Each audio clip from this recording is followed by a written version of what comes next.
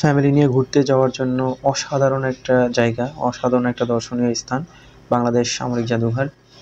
বাংলাদেশ সামরিক জাদুঘর সেনাবাহিনী দ্বারা পরিচালিত একটি জাদুঘর, যেটা কিনা বিজয় সরণিতে অবস্থিত। এটা আসলে অনেক সুন্দর একটা জায়গা, ফ্যামিলি এবং সকল বয়সের মানুষের জন্য খুবই সুন্দর দর্শনীয় একটি স্থান। এই জাদুঘরটি 1987 সালে প্রতিষ্ঠিত হয়েছিল, কিন্তু 1999 সালে বিজয় সরণিতে তার বর্তমান অবস্থানে স্থায়ীভাবে স্থানান্তরিত করা হয়েছিল। এটা মূলত বাংলাদেশের মুক্তিযুদ্ধের তৎকালীন পাকিস্তানি সেনাবাহিনীর কাছ থেকে উদ্ধার হওয়া যানবাহন এবং অস্ত্রের যে সংগ্রহ আছে সেগুলো এখানে আছে। বাংলাদেশ সামরিক জাদুঘরে প্রবেশ করতে জন প্রতি টিকিট মূল্য 100 টাকা। 5 বছর বা তার চেয়ে ছোট বাচ্চাদের প্রবেশের কোনো টিকিটের প্রয়োজন হয় না। এছাড়া সার্কভুক্ত যে দেশগুলো আছে সেই সব